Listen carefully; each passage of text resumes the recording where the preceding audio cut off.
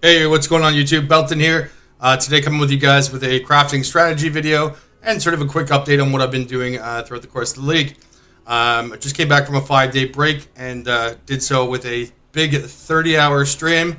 Definitely a bit of an Iron Man. And had a ton of success doing a variety of different crafts, primarily centered around fracturing orbs and a couple of bases that I thought would be well adjusted to the current market conditions. Yesterday in a single stream, I started actually from basically nothing, and this is not including any sales from previously crafted items. We did a breach ring crafting session where I had 14 divs of materials, and in the single course of that stream, sold 155 divines off of that. I then did a sleek jacket crafting session, which is why we're matching the attire now, where I spent 6 divs and made 40. Did a bow crafting where we made 34 divs and made a rough profit about 131 divs in that single sitting. As a byproduct of that, we have a few different high-end bases that we're working on that are in the early stages of potentially being a mirror craft. The one I'm focusing on the short term, as you can see here, is a double tier 1 spear, but we also were able to fracture flaring, merciless with +2 arrow, hit triple tier 1 with perfect spirit, and we've got a couple other things on the go. Now, as I just pointed to there, one of the most lucrative and I would say most liquid of the sort of crafting ventures I undertook yesterday was the breach ring crafting.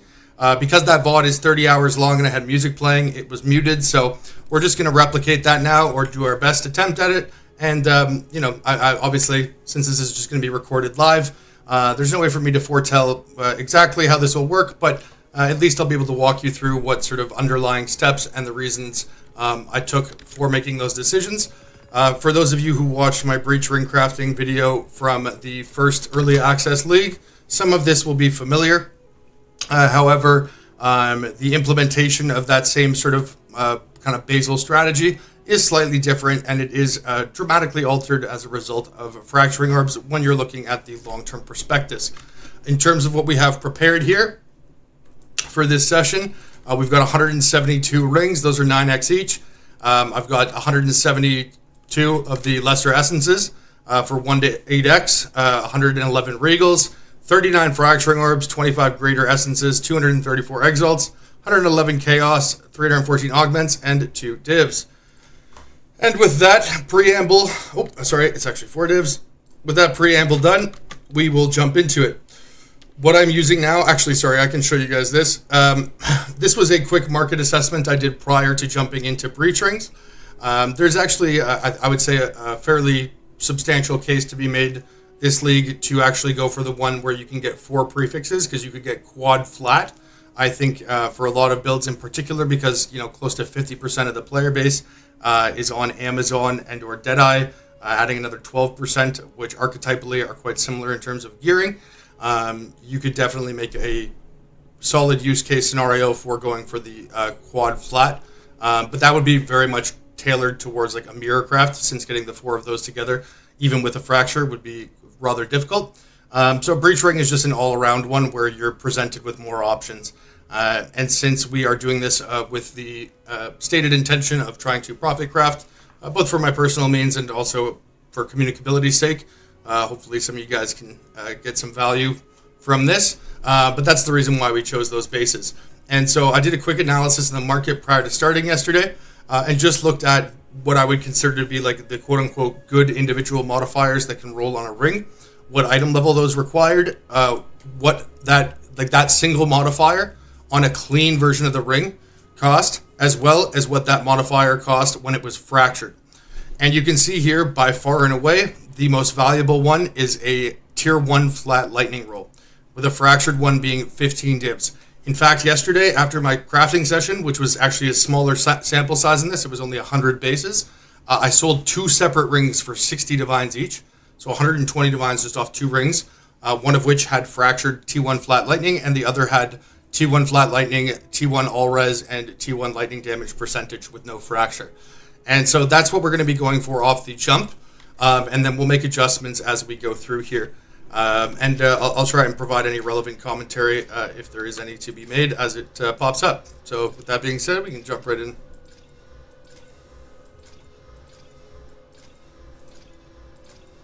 If memory serves, ho ho, that's fucking sick. I was about to say if memory serves, it's about a 1 in 80 to hit the T1 flat lightning. So that is very lucky to hit that early like that. Oop, perfect T1 lightning percent. T1 all res.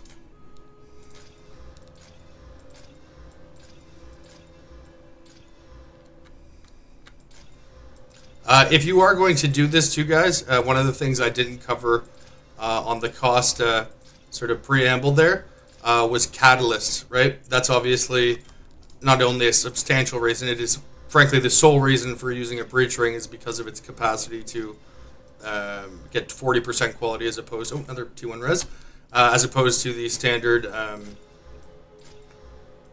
20% quality, right? Obviously, that is predicated on being able to use T1 Lightning catalysts. Now, because there is such a sort of singular collective, meta, I suppose, going on right now within the game. I don't know if that's just people wanting to try out the new Ascendancy, or if it's going to pan out that way for the remainder of the league.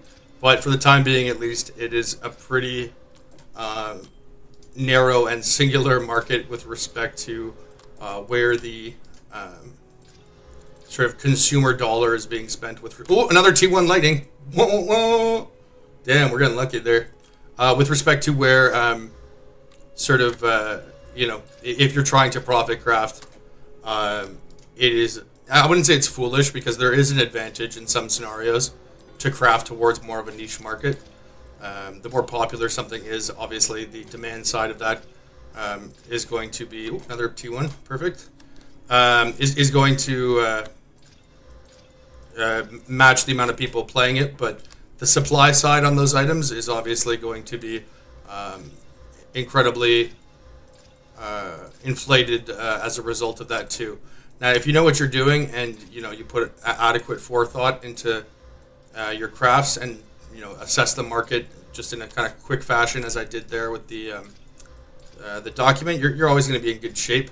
But if you're more novice or more towards the novice side, crafting wise, and you're just kind of YOLOing whatever it is, or you're just replicating, what somebody says is best in slot on the basis of some sort of amorphous, unsubstantiated guide, or even if you're just watching this video and not taking in any of the reasoning and just sort of emulating it, you could obviously get lucky in a vacuum, but that's going to be a much harder condition. Oh my god! Oh, that's tier 2. Damn. There's going to be much harder conditions to replicate that success. So do pay due attention to these things. And what I was saying with respect to the more niche markets is that oftentimes people that play those builds are a little bit more fervent and sort of quote unquote hardcore with respect to their, if somebody's playing a build out of passion, right? They're typically going to be like a market that is more towards like the late game steer. You know what I mean? Very rarely do you have people that play like these niche builds that are just like absolute casuals. And so if you're doing very tailored high-end crafts, often you can actually get a much better ROI. It'll be less liquid, so the volume of sales will be a little bit slower. But if you do target these more niche builds, because they're going to be underserved, right? If somebody only has one option to buy something off of, it really is not a buyer's market to any extent. So you kind of have their balls in a grip there, so to speak. Now, this obviously does require a good deal of sort of understanding of the market, of the player base, and of what people typically prioritize as it pertains to crafting. But it's certainly a worthwhile endeavor to invest into that knowledge base because it will pay dividends. And, you learn something once like that and it'll stick with you forever. But for the time being, and for the vast majority of people who are watching this, in particular those of you that are doing so with the ambition of wanting to learn a craft that you could emulate for profit's sake, this is definitely one where there is a substantial demand and there are quite a few variants to this that can pay dividends, as it were.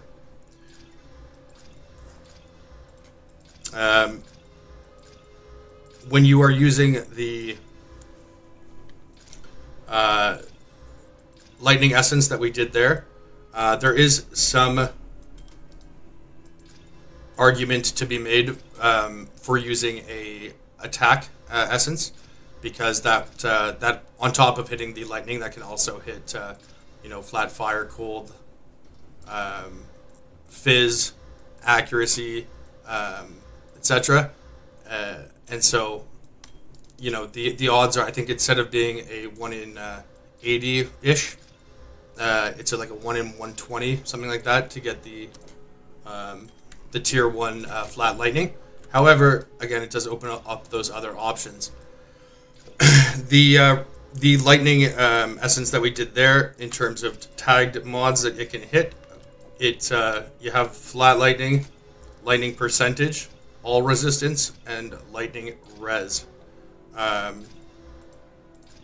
Now, what's cool about that too, though, is that if you do it with your first essence, that obviously will remove one of them from that possibility, right? So in all the cases of the ones that are in my inventory still, or in my stash rather, they might have like a low tier. Oh, that's tier 1 flat fizz. They might have a low tier, lightning res on it, for example, right? But if I use a greater essence on that, now the only possibilities for it to hit are lightning percentage, lightning flat, or lightning, all res, right? And all three of those are quite high value. As I mentioned, there's tier 1 cold. As I mentioned a little bit earlier, I sold a ring for 60 divines that had just those 3 mods on it: tier 1 flat, tier 1 lightning, tier 1 lightning flat, tier 1 lightning percentage, and the tier 1 all res. And there's the tier 1 lightning.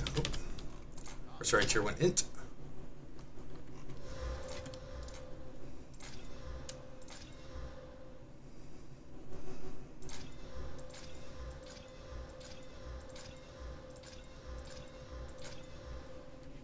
Ooh, that's double tier 1. Tier 1 rarity, tier 1 all res. Tier 1 cold, tier 1 all res.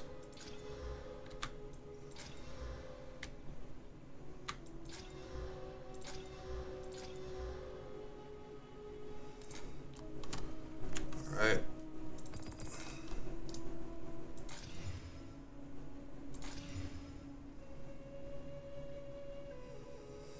In the case of the tier 1 flat lightning, on these ones, we're not going to use a greater essence. On the lightning percentage.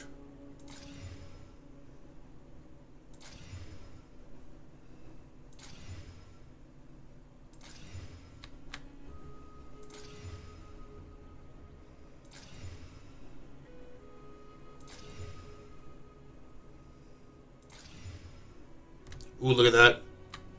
That's pretty good. I'm going to prioritize the lightning damage here first, since that's a prefix.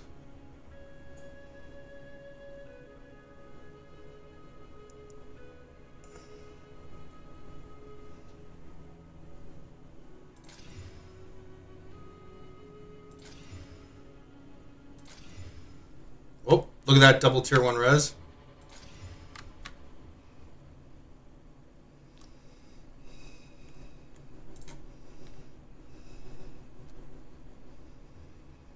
Okay, in this case here, your ideal prefixes, if you were going to go for damage purely, would be flat fizz, flat lightning, and then either accuracy you could go make a use case for,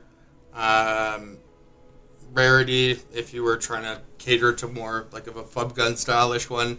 From a min-maxing perspective, rarity is never going to be included on like a mirror build because it has no performance benefit. Again, that's just purely from a min-maxing or optimization standpoint. But also, rarity doesn't take advantage of the benefit of the base ring itself, right? Which is the catalyst. And so, with lightning, if you can catalyze lightning, which is a substantially cheaper catalyst than the attack. The attack catalyst is actually 7 exalts each, so it costs over 2 divs just to catalyze a ring with an attack catalyst. So you do want to make sure that that's meritorious of that expense. If you do focus on the lightning, that can hit all res, lightning percentage, lightning resistance, and the flat lightning. In the cases here where we have the flat lightning already, I think that we're going to go with just an attack essence here, which I'm going to have to buy.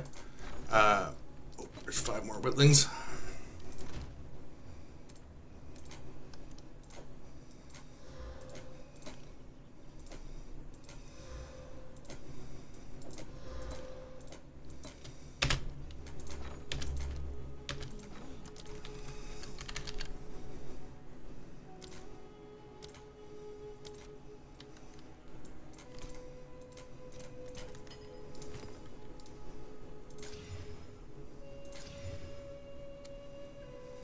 Okay, a little mid-range there. Now let's throw an exalt on each one of these.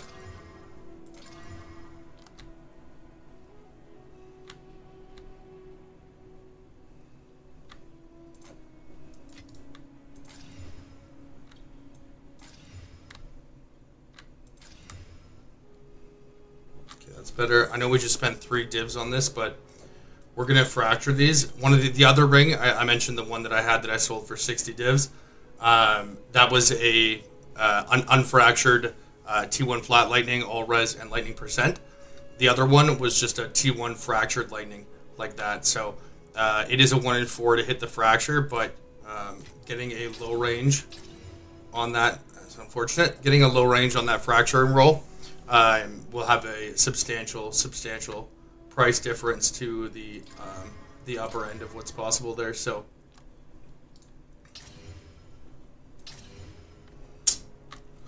bummer.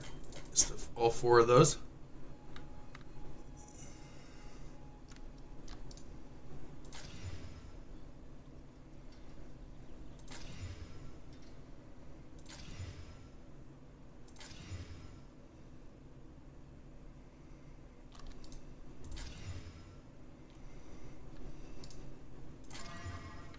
Ooh, nice.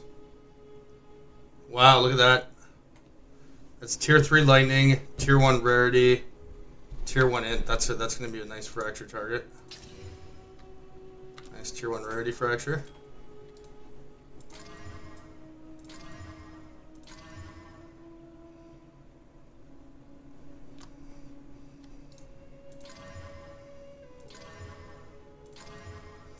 You'll note with every single one of these rings, we're always going to at least have 4 mods on them.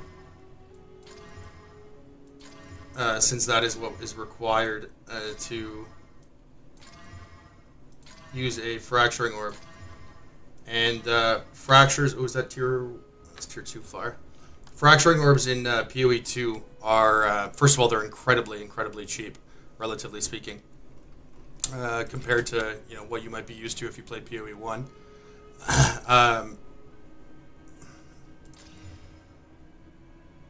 But furthermore, they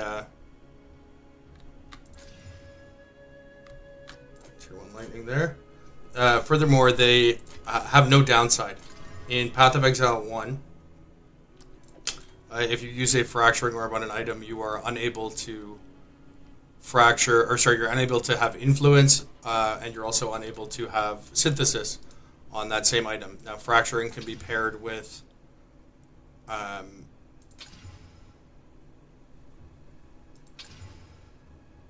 fracturing can be paired with Eldritch, but that makes the craft so much easier that the vast majority of Eldritch / fractured items in PoE 1 are cheaper to make than they are to mirror, right? So there isn't, with the exception of some chests that have recombinated mods moved over from, let's say, like Grasping Mail. It's pretty uncommon to find a mirror item in Path of Exile 1 that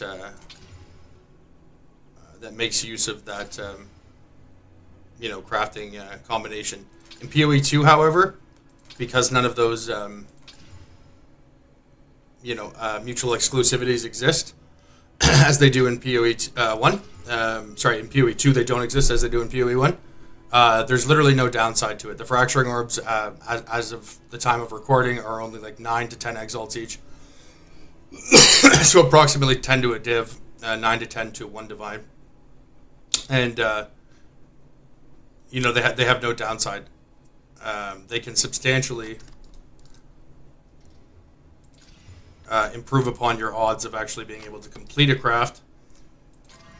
And even if you, with the exception that, there are some sort of fringe scenarios where you might...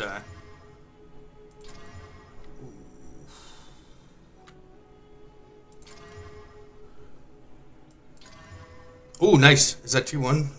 That is T1 Fizz. Nice. Nice. Fracture time. Motherfucker. We are not getting lucky with these fractures today.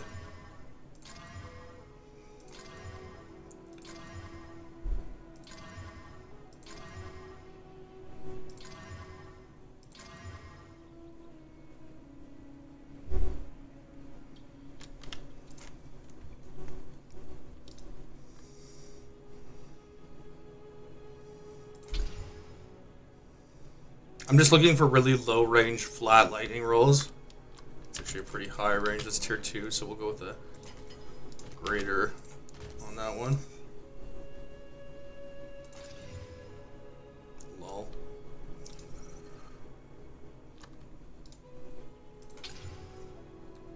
I'm sorry, I know I'm not articulating myself that well here.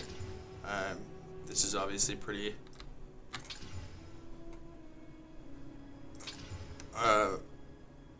attention, it demands a good degree of my focus. I will circle back and try to do a better job kind of wrapping this up. But yeah, the TLDR of this is that we're basically looking to get these into a state where we can get a desirable single modifier, put it to 4 mods, and then if we can hit, like the best scenario, as I pointed out earlier with that spreadsheet, in terms of value. Oh! Regaled into the T1 Lightning, baby. Let's go. And the T1 All Res. Look at that, boys. All Res, Lightning Res, and the Flat Lightning. Let's go. That's a catalyst target.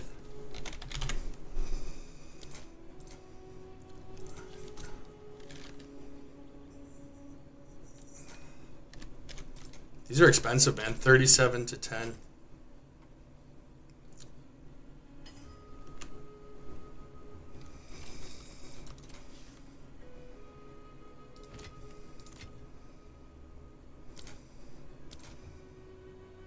$23 to a div.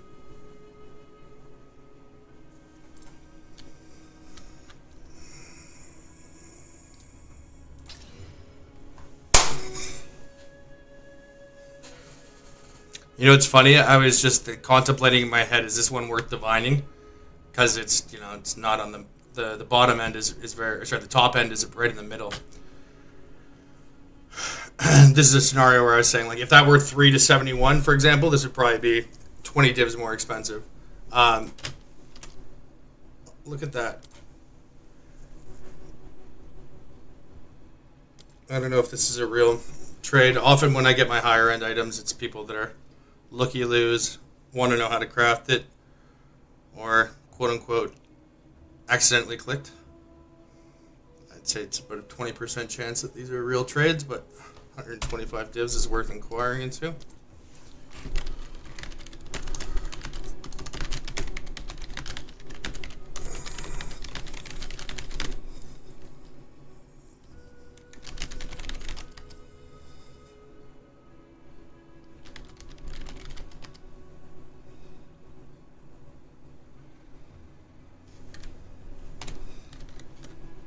While we wait for his reply here, we can take a look at the we should check the item level 2 actually, item level 80. Okay,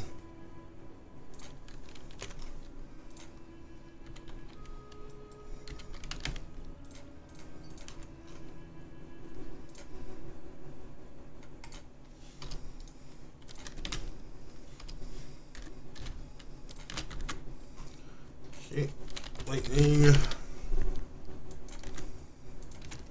So that is tier 1 at the minimum would be 1 to 48, so that's 49, 24.5.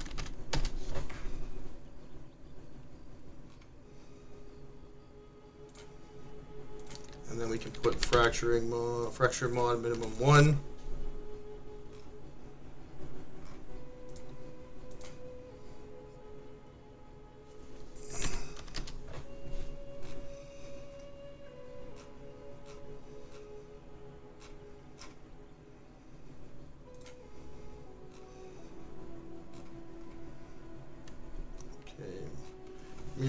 Mirror rings. Alright, we're just trying to find one here that's corrupted.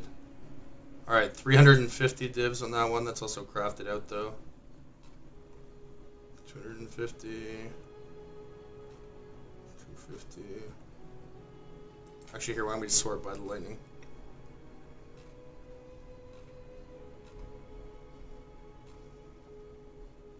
Okay, 50 divs right there for the fracture. This has 0 other tier 1 mods. So just the tier 1 fractures, 50 divs.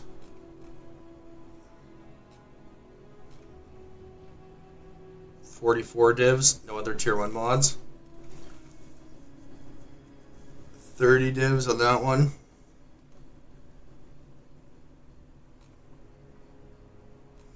$95 divs. 75. So 30 is the cheapest we've seen so far. 35 divs. 85. 30 divs.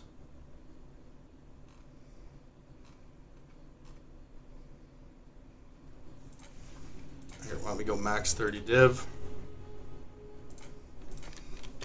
They haven't added the functionality yet for you to be able to search specific fracture mods like you can in PoE 1.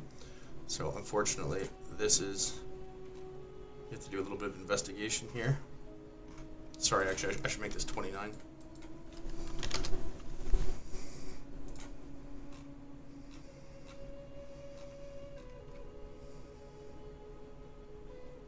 Okay, we got 29 divs is the cheapest. Oh, that's tier 8. Oh, sorry, was that? That's tier 9. P9 is the max. That's what we're looking for here. We got 20 divs there, but that's a like bottom end roll.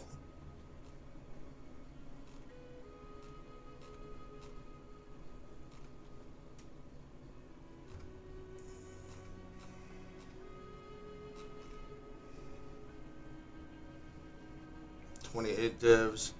So yeah, I'm gonna. Sorry, I know that especially if I decide to post this to YouTube, I know that these kind of things can take up a lot of time, but hopefully somebody gets some value from seeing me do this because I do get asked how to look this up quite often.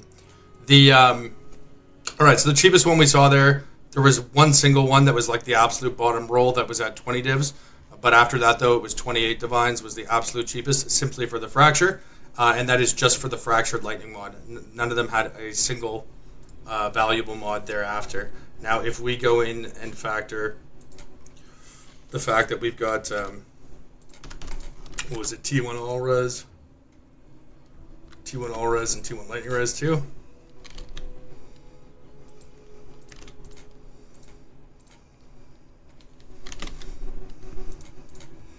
And I'm going to put these at the pre-catalyzed level. Get rid of the fractured mod. Like that.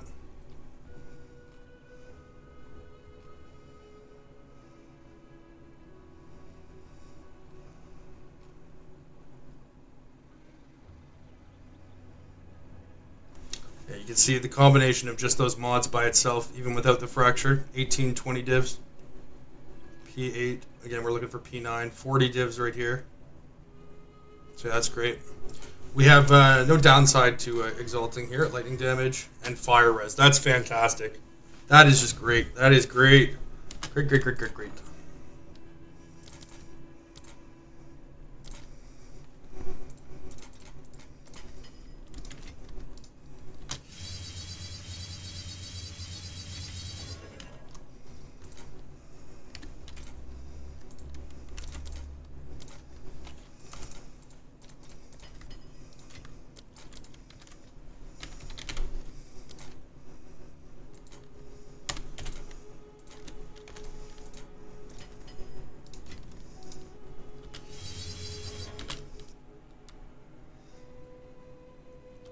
There we go. Look at that. That's what is that? That's 76 lightning res, 53 fire res, 22 cold res, T1 flat lightning. Sorry, that might be. Is that tier 1 mana now? Or that might be tier 2 mana. They changed the because they got rid of the tier 1 mana, which does mean that you don't necessarily need to go for item level 82 bases all the time now. In fact, if you're trying to get like a triple flat ring, like triple flat damage, and you're less concerned about the suffixes, item level restricting it so that those suffixes aren't possible can be rather beneficial. Mana now goes up to 179. What do we have there? So okay, so that's tier 2 mana, tier 1 lightning, tier 2 lightning, tier 1 all res, tier 3 fire res. I'm going to go ahead and put this around. I think this is probably going to go for around 50 divs. We'll put a separate tab here for ones that we're going to individually price. This, I would say that this is a better ring than the one we made yesterday. This by itself, by the way, if we were to take the totality of what we spent here, so 17. It's about like 17 to, wait, no, sorry, 9x. Every like 10 rings, so it's about 17 divs there.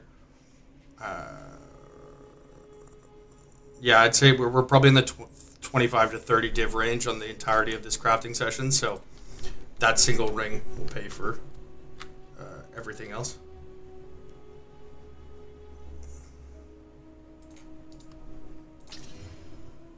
T1 strength fracture. T1 dex fracture.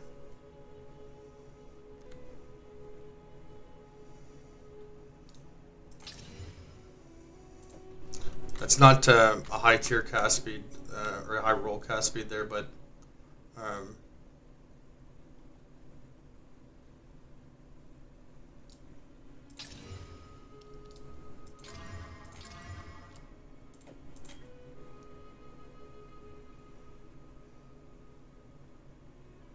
any one of these. So these all have a single tier 1 on them. I'm just checking now to see. Okay, like this one's got.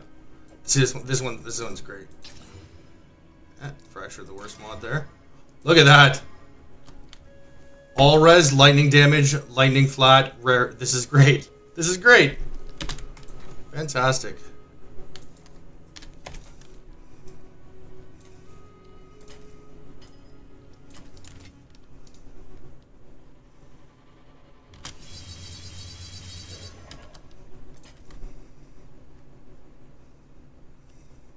Catalyst wise, this is basically. Wait, does this have all of them? All res, lightning, lightning, lightning. Yeah, this has all 4 of them, right? So we're quadruple dipping on the catalyst here. The rarity and mana are obviously low rolls, but rarity is a good mod there, and the mana is going to be the lowest item level mod there. So if somebody wanted to, they could whittling this away. If this were last league, I would say that it's not meritorious of said whittling. If anyone watching on Twitch now DMs me in the middle of recording this video, I will instantly ignore you, and I will never unignore you. Don't do that, please.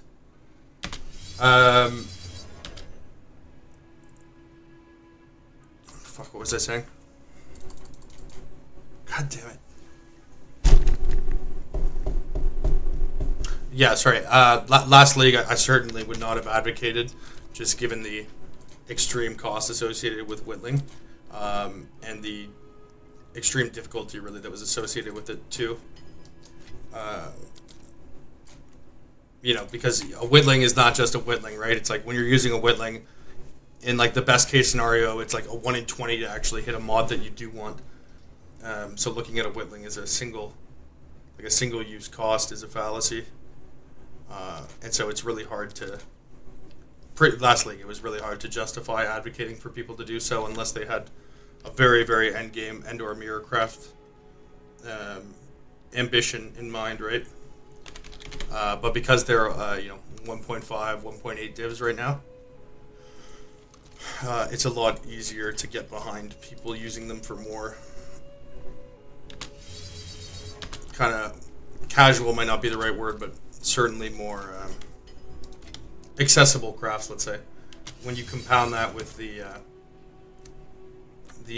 role of fracturing mods or fractured mods, it's definitely a much better prospectus for sort of mid-range crafting.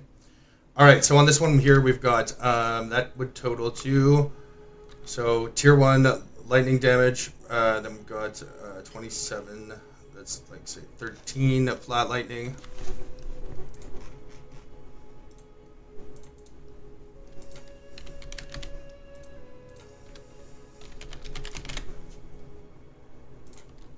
We're just going to sort by the minimum roll for tier 1. And then we got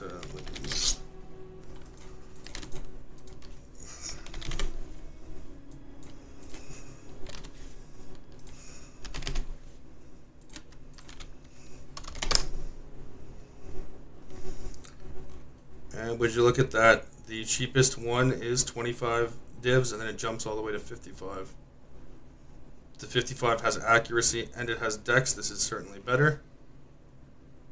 This is 1 tier. 1 to 27. Okay, that's the same flat. This is a lower tier lightning than ours. And we have rarity, which is better than cast speed. So ours is better than this one. So we're probably around 30 divs on this, actually. We'll go 29.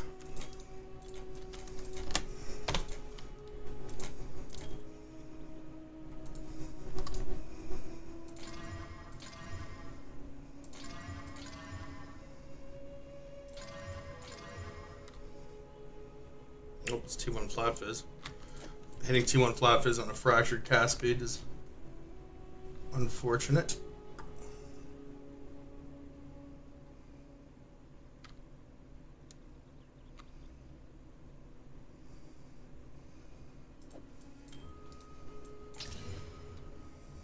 T1 all res. Or sorry, T1 lightning on the fracture there.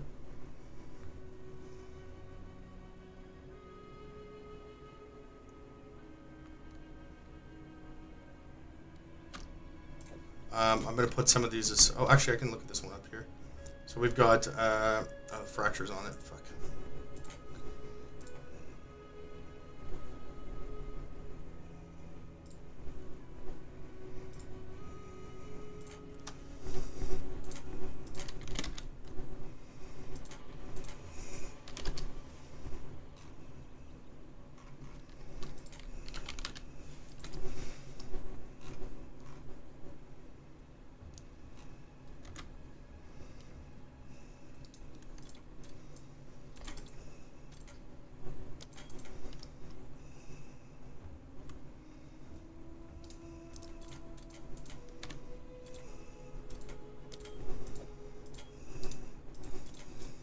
Attribute stacking is not in a great place this league. I mean, attributes as suffixes are always desirable, just for their actual necessity to fill out gear requirements and whatnot.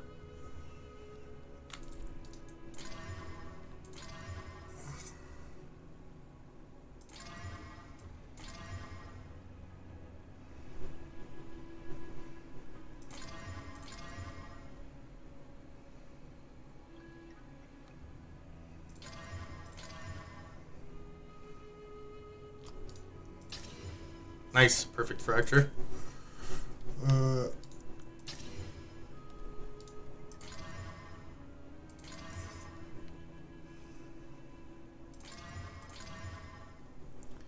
Well, some of these fractures might seem frivolous to... How do want to say an untrained eye, but if you haven't looked into doing this yet, nice, perfect fracture. Again, the fracturing orbs are such a small cost in the grand scheme of things with these, and they can add so much value. Even like that value doesn't necessarily always have to translate immediately, right? I think one of the sort of fallacies or problems that I observe when people protest against doing this or tell me reasons that are kind of serving for as barriers for them.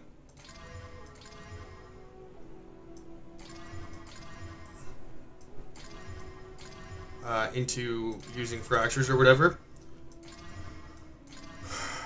is that they have a hard time kind of like wrapping their mind around justifying the cost.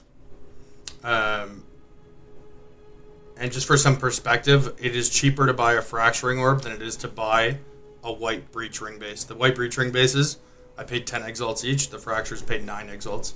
And so when you have a single mod or a single item like that, single like crafting material or currency item, like the T1 flat lightning by itself. Breach ring, no.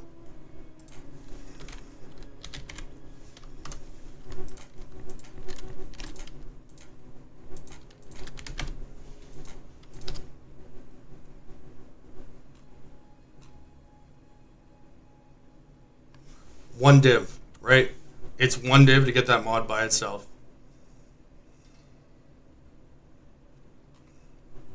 I actually think that might be a little undervalued based on what it was earlier. 2 div.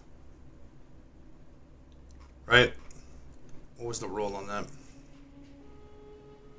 That's actually a good roll too. Someone watching on Twitch chat, I'm not going to buy this, but you can double up on this, but I would also suggest that you can perhaps just YOLO fracture it. If that fracture hits, as we pointed out, it's at bare minimum 25 to 30 divines. And in this case right here, right, this is a 1 in 6 instead of a 1 in 4. However, you buy this 6 times, fracture it 6 times, right? That's going to cost you 6 divs and 60 exalts, right? And on average, not only will you be able to sell probably some of the ones that miss, but the single one that hits, that's a 5x, like EV right there. Even on these ones, at 2 divs a piece, buy 6 of them, even if they are 6 modded. You could also like YOLO and null to try and improve the odds of the actual fracture itself. Obviously, that risks removing the flat lightning mod, but I mean, even at 2 divs, if you were to buy those, fracture 6 of them, that's 12 plus 12 divs, 60 exalts, right?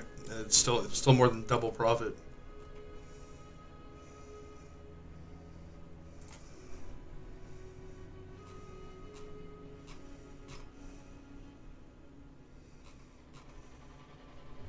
See if we can get one here with item quality 0 and then sort by this. That's a perfect roll. Another perfect roll.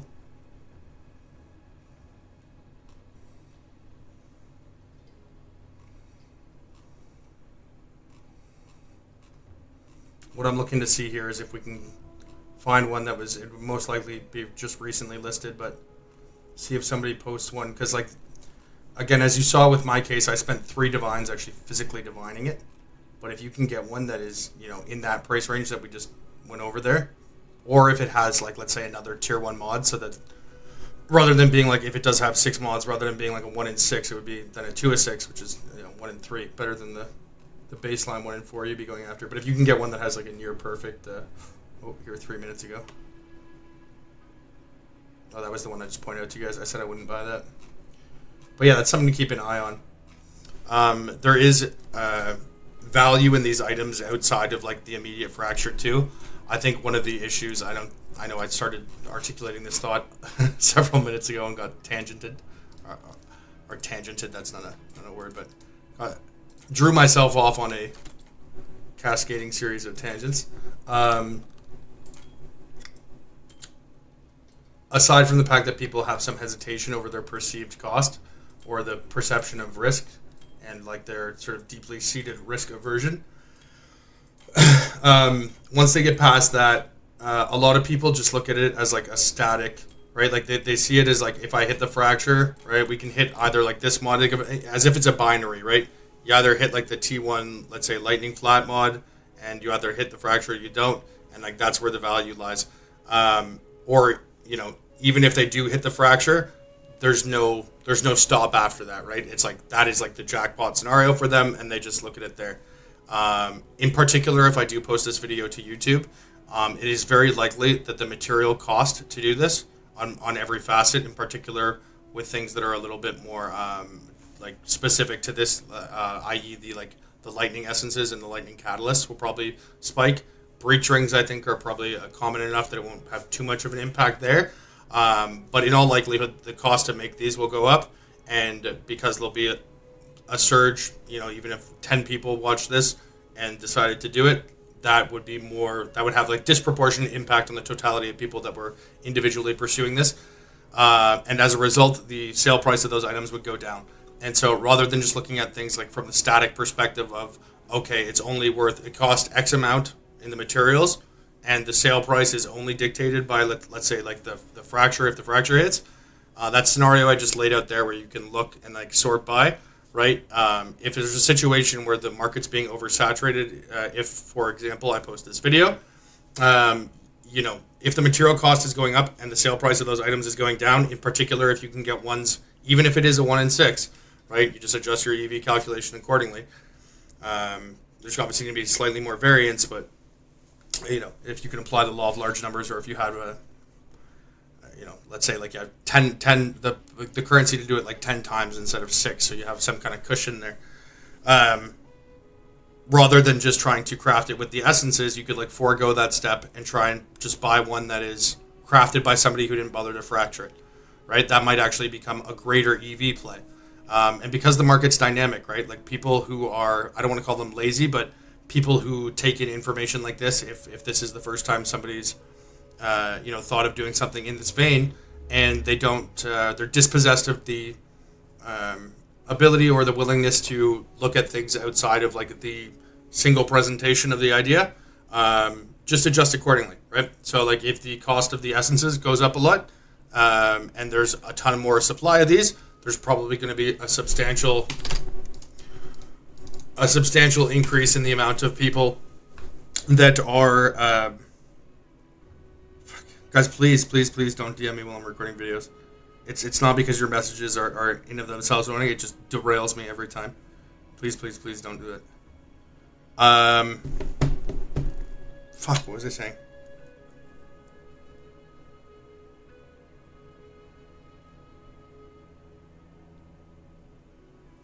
I'm sorry, I lost my train of thought, guys. Shit.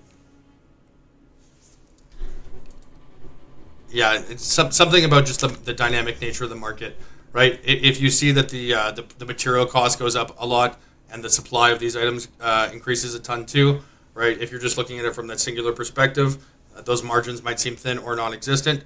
But again, you could take the perspective of, oh, I'll buy this, skip the actual first step of it, and just go for the fracture, and then take it from there, right? That's a possibility as well. Or you could, you know, try to, if you're a little bit more risk averse, or sorry, if you're more risk tolerant, you could try going with like chaos orbs or something too. But again, what is a substantial cost in any of these is the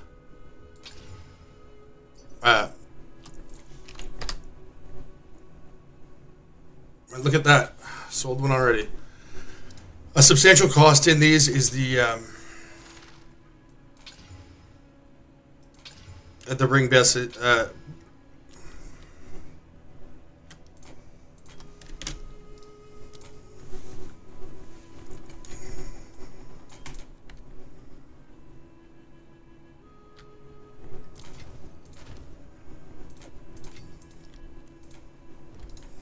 Are the ring bases themselves, right? And so if you can get additional value from... Oh! Okay, come on. Come on. Yes! Woo! Oh, YouTube, this is definitely going to be on your pages. That is one damage off perfect fracture. And it's 81, which means you can get tier 1 rarity. Hot damn, boy. Damn, it feels good to be a gangster. How long is this recording? This looks like it's already 45 minutes. You know, the last breach ring crafting video I put up was like 3 hours long and it got over 100,000 views. Sometimes people complain when I post like 8-minute videos and say that I'm yapping too much. I guess this is going to be one of these long format ones. Obviously, there was some prep with respect to picking up the materials and stuff, but you know, perhaps and hopefully, my ambition at least with this, since I'm very likely going to post this, is that you know, I think that being able to see like the totality of this process, including my thoughts at every stage, ups, downs, ebbs and flows, and adjustments, hopefully that can translate into some value for some of you.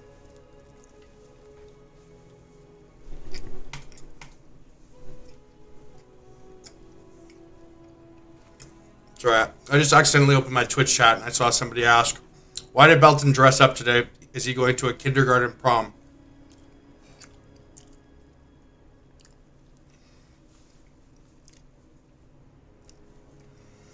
I don't want to speak to your activities, but I do think I just got bored of being better geared in game, so had to pick a new vector, my friend Gonzo.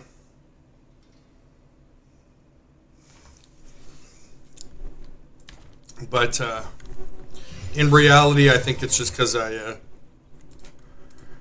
wanted to make a pun earlier with the sleek jacket, if memory serves. That was the impetus.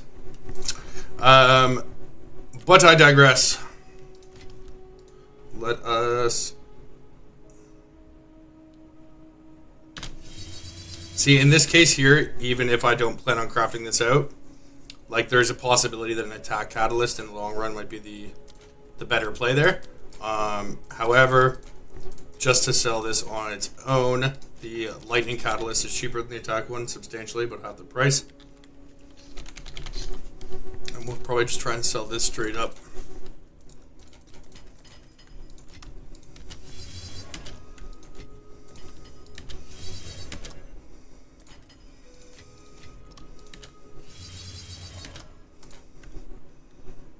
Oh, I have lightning damage on there too. Fuck, I didn't realize that.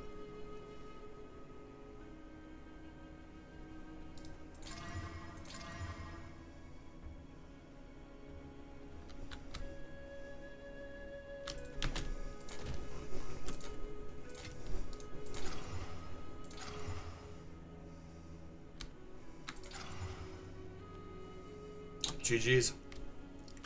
5 to 98 on the fracture. What are we looking at there?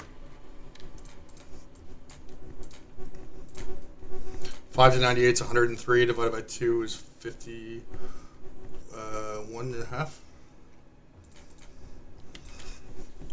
Let's just go 50. And fracture mod.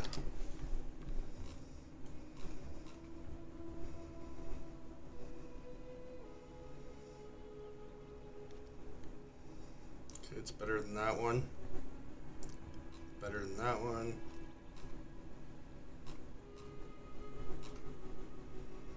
What did I say we had? 103?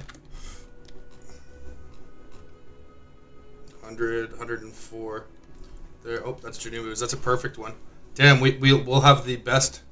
We have the highest fractured ring here.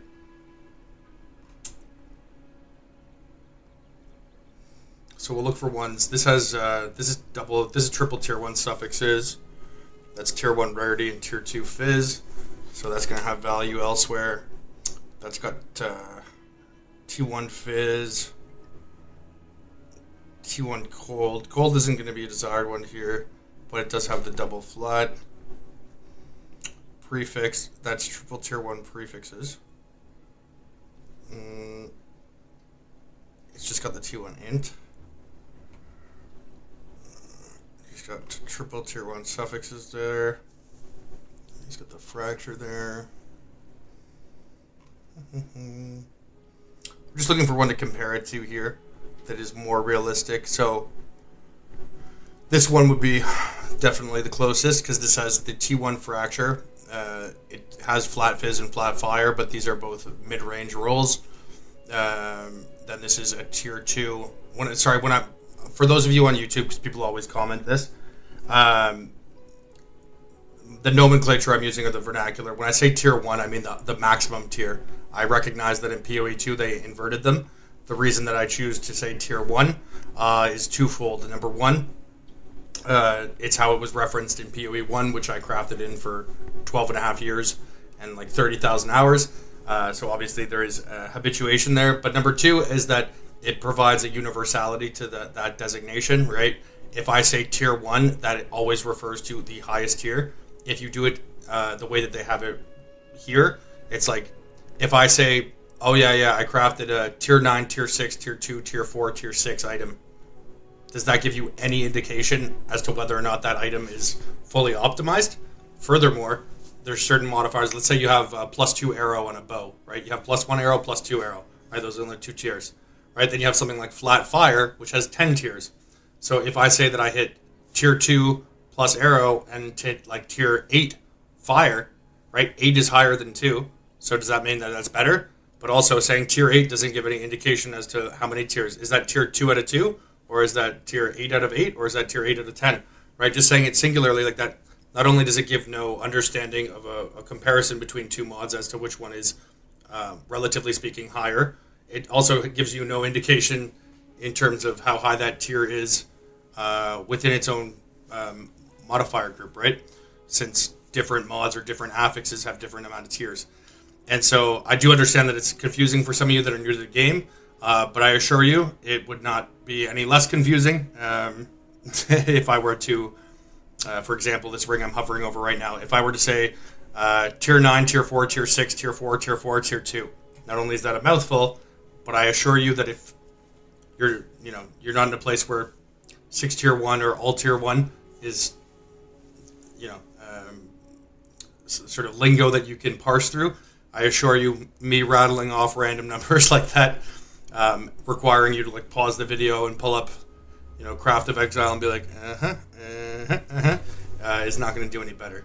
So it's not with any, malice of forethought or anything, but it is, I think, still the optimal way to communicate,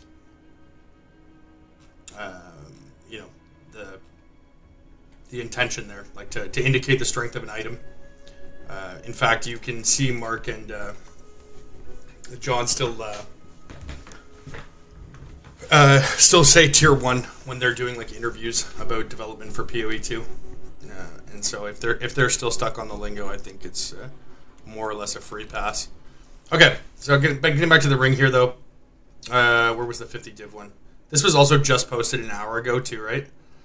The next one after that, fracturing wise, is not up till 120 divs. The ring that I had yesterday that I sold for 60 divs was a slightly worse fractured roll than this one, because this is again only one flat damage off perfect. It did have tier 1 rarity though. As an FYI, in fact, I can actually do this here because it's perhaps a point of note.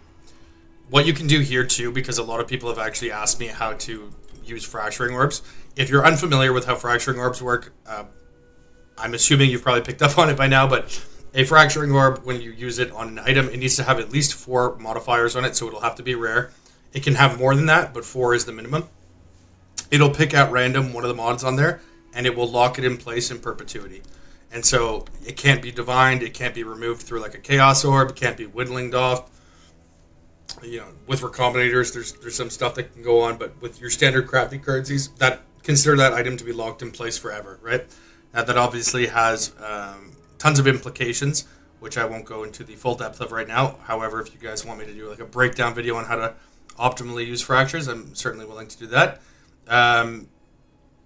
But one thing you do have to be considerate of course, is that since you can't divine them, too, you do want to use them on higher tier mods. But one of the cool things that you can do, as you can see here, because this can't be removed now, right?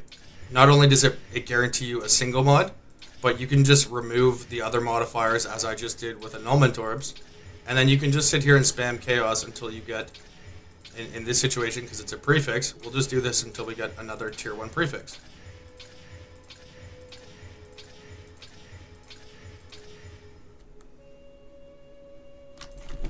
forget how high accuracy goes on rings. Double check that real quick. 450.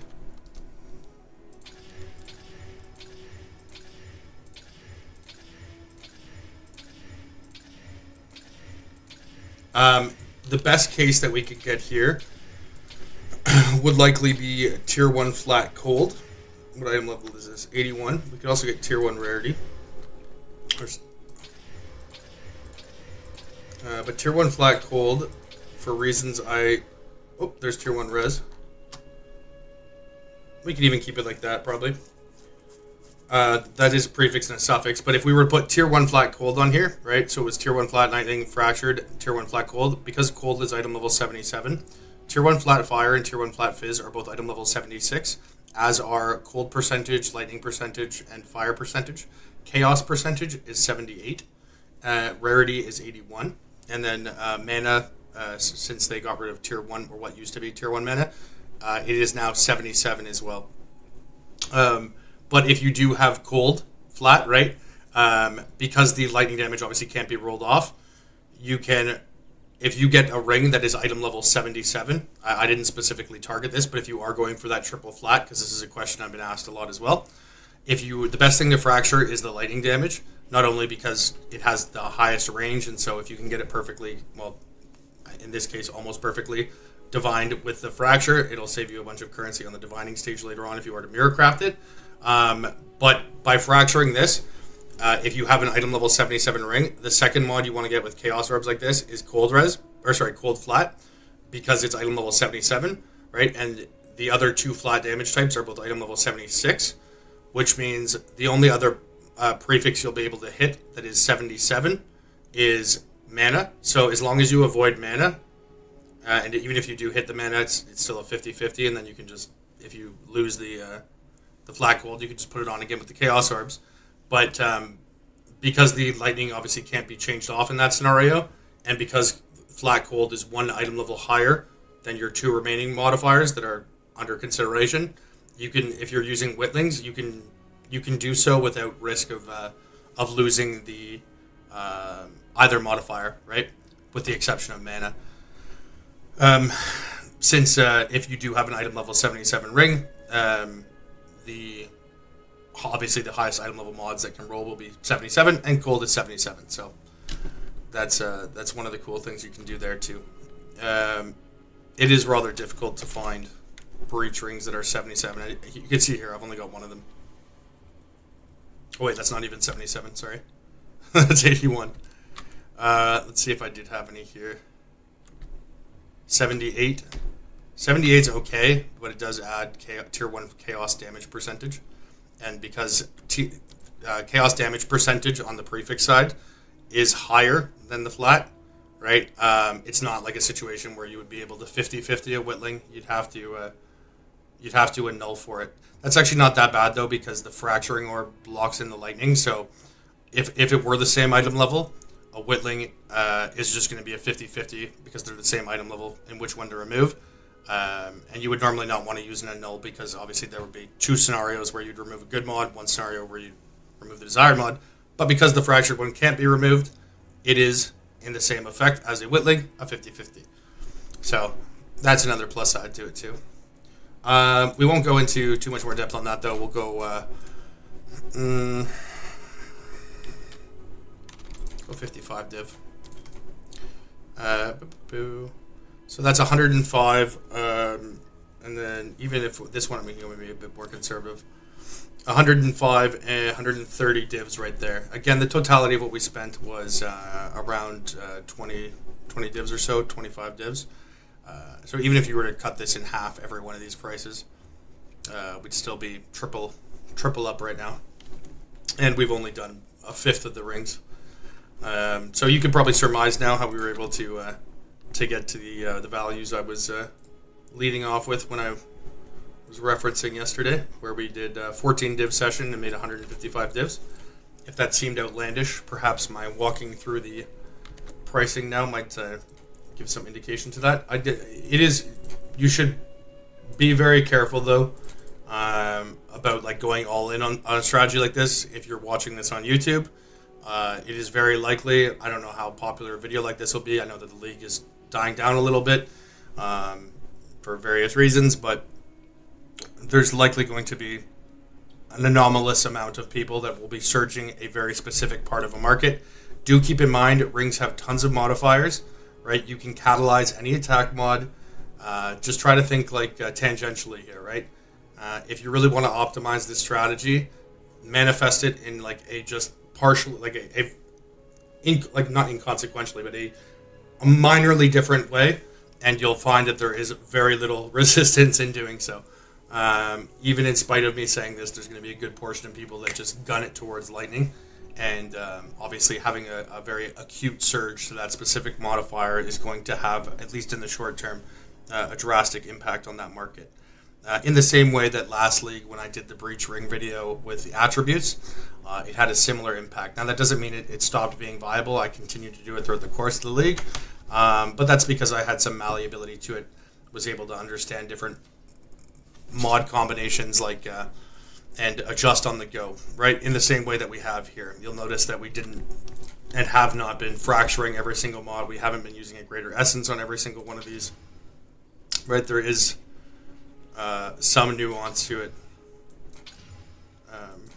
And there's enough variability to that any undertaking on my part, in particular through this format of a video recording, would be a fool. Oh my god.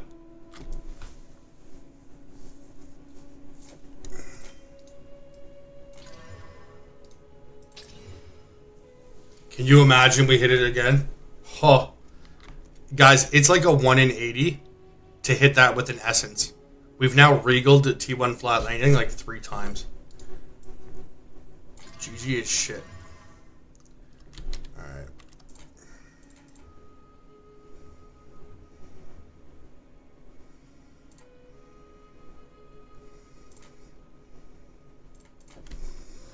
We're looking at like 3 divs just for that.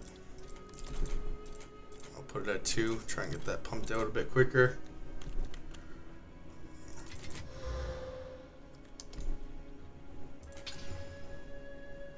T1 in.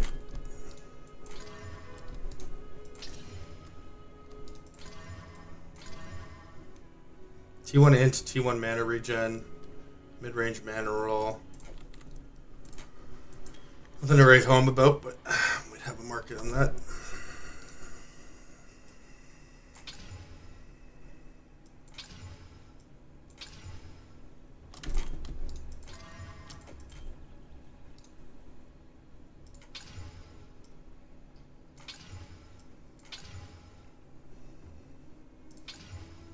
Just to restate, in case you missed it, I know I've been kind of all over the place in my thoughts here. I'm really just kind of stream of consciousness,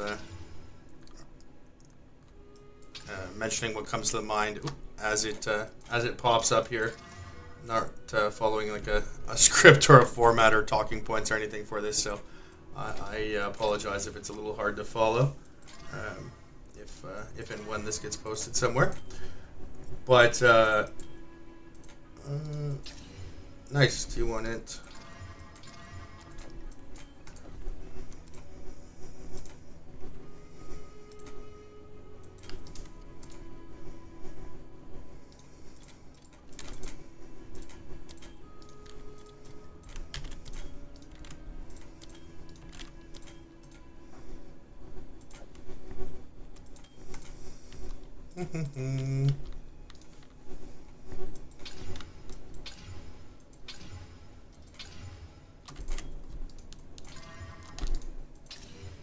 Hey, the perfect strength fracture.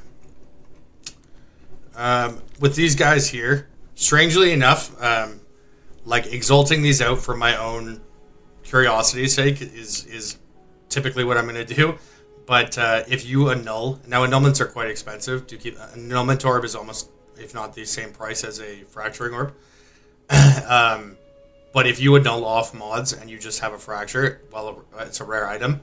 Often people will look at that as if it's like they'll assign additional value, It's like the potential for that to be made into something else, even though they could just annul it themselves, right? Like to have a perfect fracture, but with like 5 shitty mods, even though it's only going to cost them like 40 exiles just to remove those mods and return it to the same state you might have it if it's just a single mod fractured item. I don't know if it's a market psychology at play there or whatever, but often people will assign a greater value to what tier is that? I can't even read that. Fuck. Tier 5. We'll assign a greater value to something that has, that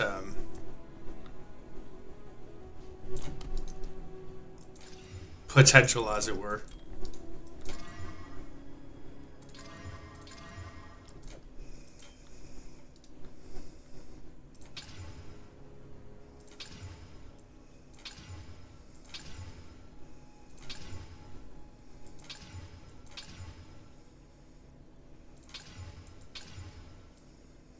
So on these bad boys here, not solely for the sake of trying to keep this video somewhat reasonable, but also I think I've definitely hit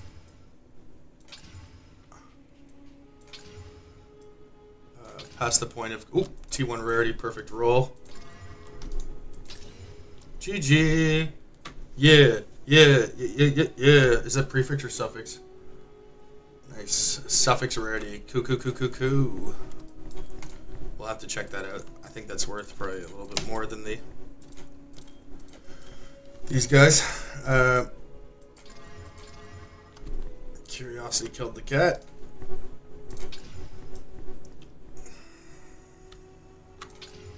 By and large here, I'm just going to regal these out. We could be using greater essences for these, but the greater essences are not insignificant in cost.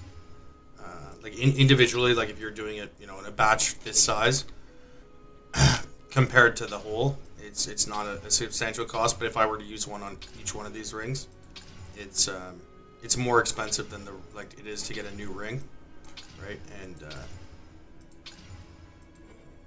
And so unless I see some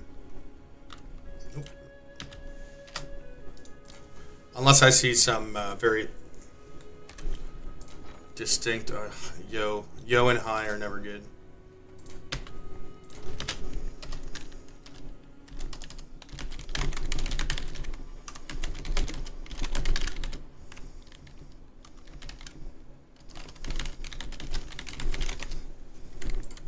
Okay,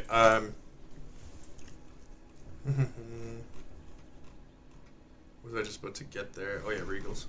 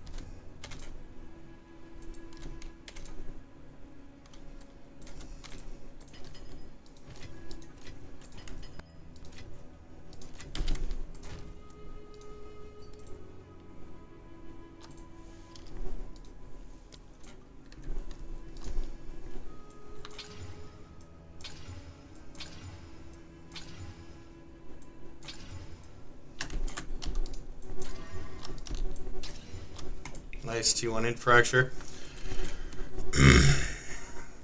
I don't know what people do. I get that they're culturally certain places in the world are more habituated to haggling on things, but you're just wasting someone's time.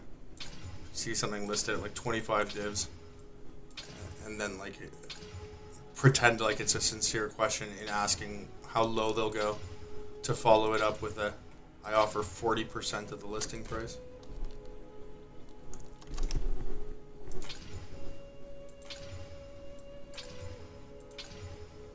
Imagine going to an open house for a $2 million house, and then being yeah, we've got a budget of 600K. You'll hear from our realtor in the morning. Okay. Did I run out of regals again? God damn.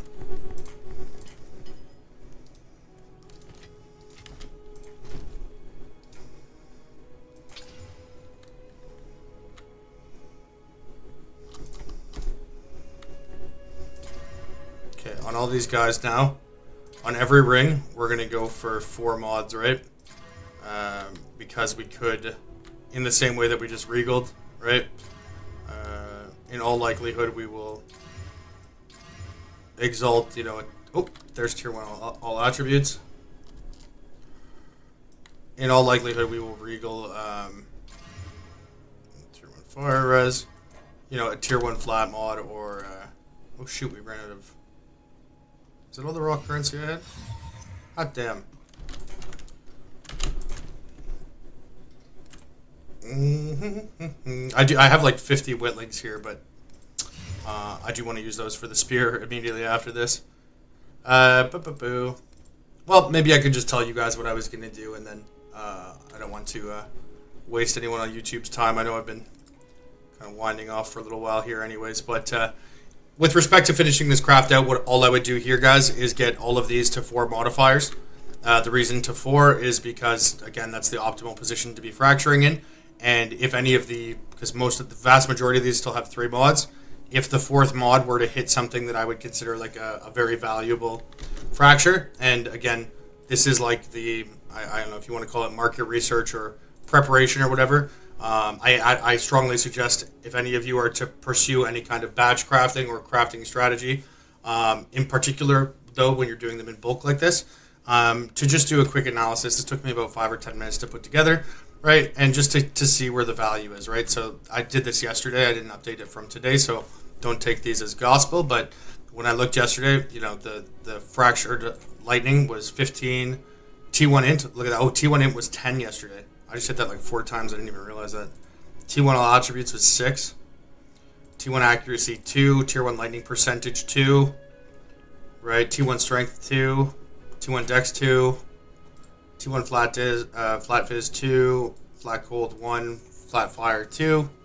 Right? So basically any one of these things here, right? With a fracturing or being 10 to 1, if I were to put myself in like the exalt, the 4th exalt, the exalt putting on the 4th mod, if it were to hit really anything here, anything that has a value of at least like 1 div, right? We're spending 10 exalts to have a 1 in 4 chance to gain at least a div, which is 90 exalts, right? So 4 times 10 is 40. That means on average you're spending 40x to gain at least 90x, and that's only for the ones that are 1 div. If you were to add these up, the ones that I priced at least, 2, 4, 5, 6, 12, 14, 24, 25, 26, 27, 28, 29, 30, 31, 46, 1, 2, 3, 4, 5, 6, 7, 8, 9, 10, 11, 12, 46 divided by 12. That means it's like, 3.75 divs on average for any one of these to be fractured, right? That's like 350 exalts roughly, right? And the opportunity costs, or like the cost accounting of doing so,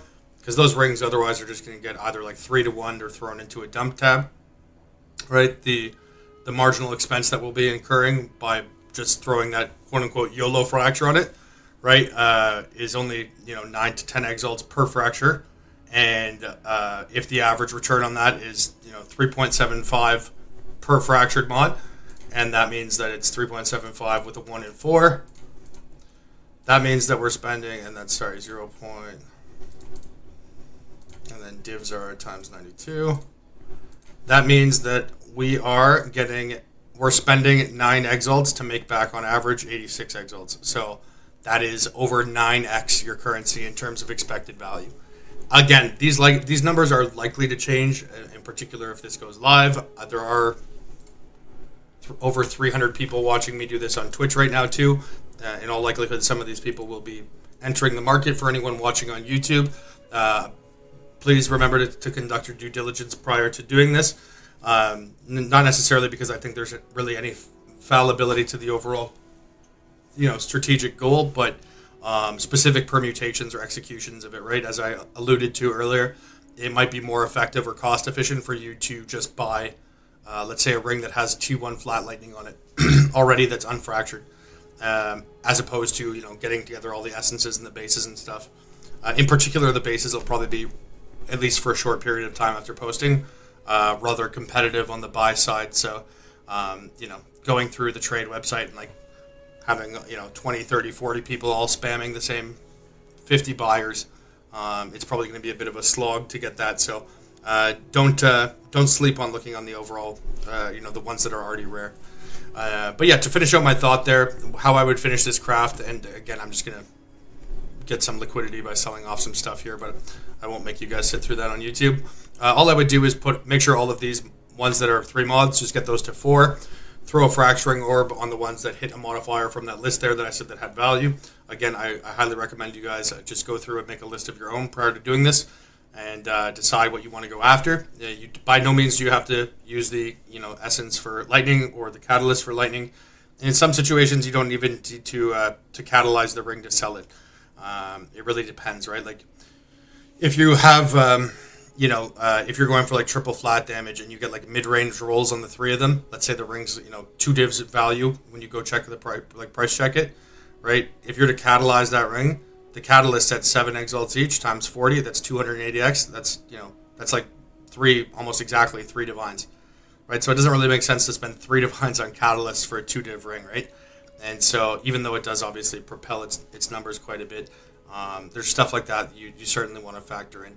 I know when I do these, especially when I do them kind of quickly and sort of just stream of consciousness like this, in particular when they're posted onto YouTube.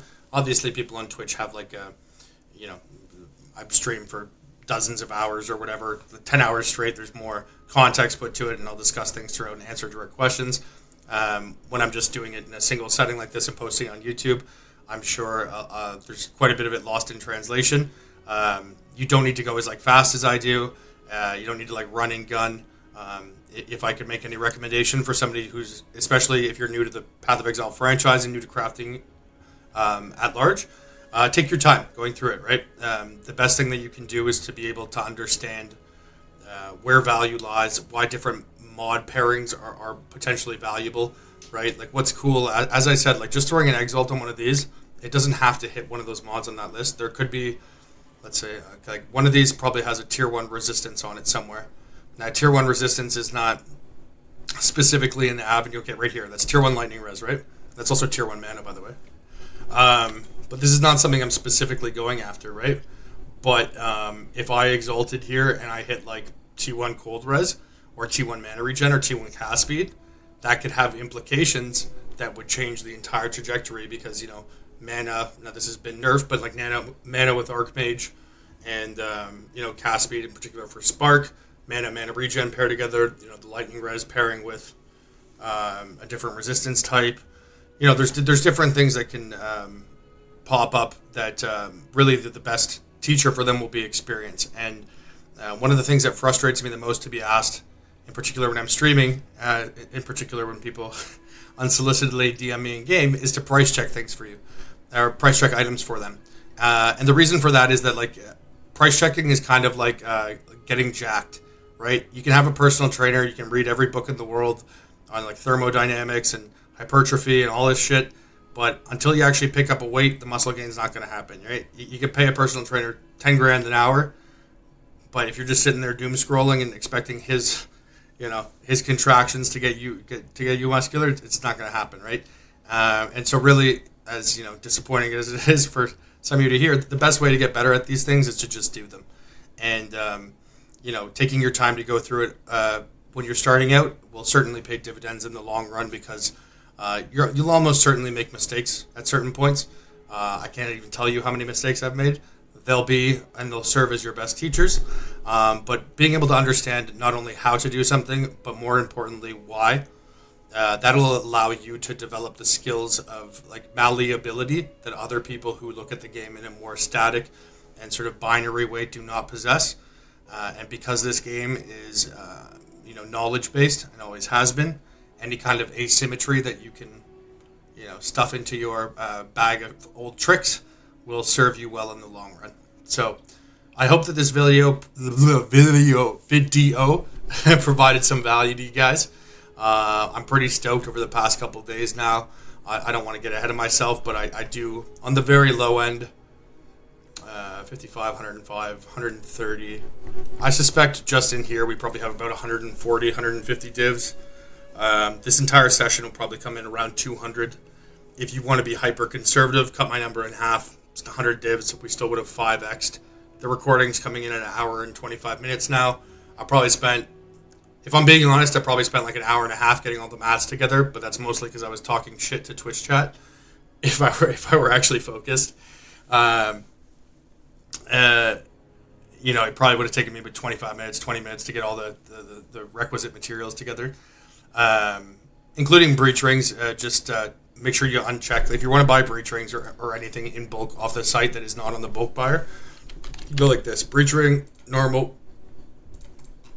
Right. Make sure the collapse listing by account is off. Right. Let's say I want to cap the price at like 11 exalts. Online only search. And then what you're going to want to do is click here, click the name, and it'll sort by the time posted. Because most people will list things at the same time if it's a similar item. And all you do now, in my case, right, like here. You see this guy? See how many he has there? So, I mean, it's hard for me to type this guy's name because it's in a different language, but we can then go Control F, and then we can type his name here, right? I'll need to scroll down. Control F, Control V. We can see he has 28 rings. Right? And so now because I did that, I know this guy has 28 of them. And so instead of spending like an hour going through and, hey, how many do you have? Blah, blah, blah. It's like I go and find somebody that I know has a bunch of them. Hey, I want to buy all 28. Boom. Get her done. Right? Take it in 5-6 trades. Yeah. So that's how I go about doing that. And, that applies to really anything that you need to get in bulk that is not available either through the currency exchange or on the bulk item exchange on the website. That is how I would go about doing that. That's one of the things actually that people have asked in the past that I always forget to mention. So hopefully that can lead you to fruitful pastures. If there is anything exceptional that comes of these incumbent pursuits here, maybe I'll make a YouTube short or something to keep you guys in the loop. And I'll certainly keep the cost accounting and the sales stuff in order and tracked. And once it's done, maybe a couple days from now, I'll pin a message below the YouTube video here and just let you know what the final results were. For those of you that are new to the channel, thanks for popping by. Hopefully you were able to extract some value from what I was saying here. I recognize that this was a little bit all over the place, but hopefully, kind of allowing or watching me, speak mind or give words to my thought process in going through something like this, even if it is a little, fractured and disorganized. It might, give a greater insight than if I were to do a perfectly scripted and edited video together there. Because I do think that there is some merit to thinking these things out loud. I feel like a lot of the time, especially in PoE, a lot of the views that people have are like these like deeply held beliefs. When you ask them to substantiate them, they simply can't, right? Now, often you'll hear people say, this is best. No, this is the best in slot. This base is better. And be like, why? Substantiate that claim for me. And they simply don't know how to. And that's not in a way to like infantilize or diminish them. It speaks volumes to the fact that there's like a certain level of indoctrination, often like top down from, arbiters of the meta, build creators or streamers or whatever, that has just permeated its way into the sort of cultural zeitgeist of the game and manifest itself through, conventional wisdom, which in our nomenclature, I suppose, would be the all-famous meta, right? But, just ask yourself on most occasions, if everyone is so goddamn smart, why is everyone so goddamn poor and so goddamn abjectly mediocre league over league? Right? For people that are so great, they seem to be miserable very often. And so, conventional wisdom won't lead you anywhere but conventional results, and that's just a matter of logic. So don't be afraid to try things yourself. And if they don't work out to plan, then that's something you can knock off the list. Sometimes it's as important to know, what you don't want to do as what it is to know what you do want to do. And this game's no different. So again, hopefully you guys were able to get some value from that. If you enjoyed this, let me know in the comments. If you have any questions, be happy to do a follow-up. Or if you want a more targeted focus on things like fractures or any other kind of crafts I was doing, I'm never short of time, never short of passion, but occasionally I am lost for specific ideas for how to best communicate what I believe to be an extensive body of knowledge on my part in a way that can reach an audience well. So feel free to provide any feedback in that avenue. And if you're new to the channel, subscribing would be great. I want to extend a thank you to all you guys who recently hit 40,000 subscribers. It's a nice benchmark, a cool milestone for me. With every passing day and every passing subscriber, in my heart of hearts and my mind of minds, I'm just imagining the day that I can walk up to a local watering hole and pretend to convince some naive woman that I'm an influencer and hopefully trick her into betting me. I wish I had chosen different words to describe that situation, but I stand by it. Let's go, boys. I've always wanted my subscriber count as a young child to match my Warhammer collection, and we've reached that pinnacle. We've reached that plateau. But now we go for 50K. That's actually a pretty meaningful one. Not that 40K wasn't, but wow. I am terrible at going on these tangents. God damn, I'm not meant for YouTube. Not meant for YouTube. I'll cut myself off here. Thank you for watching, gentlemen. If you're new to the channel and you subscribe, appreciate it. Let me know any build ideas you have, any questions about the crafts here, or things I might have glossed over or you need further explanation on. Let me know in the comments. I'd be happy to answer them. Hope you guys are having a great week, great weekend, and I know a lot of people have been kind of bummed out about the league or weren't having as great of a time as they were anticipating, and hopefully we can help turn those things around for you, because I still think there's a lot to offer with the franchise and the game itself, and it's certainly not beyond repair in any case. And if I can play any part in helping you enjoy the game again, I'd certainly be gracious and willing to do so. All right, so I'll see you guys soon. God bless, Godspeed. Good luck out there, boys. Cheers.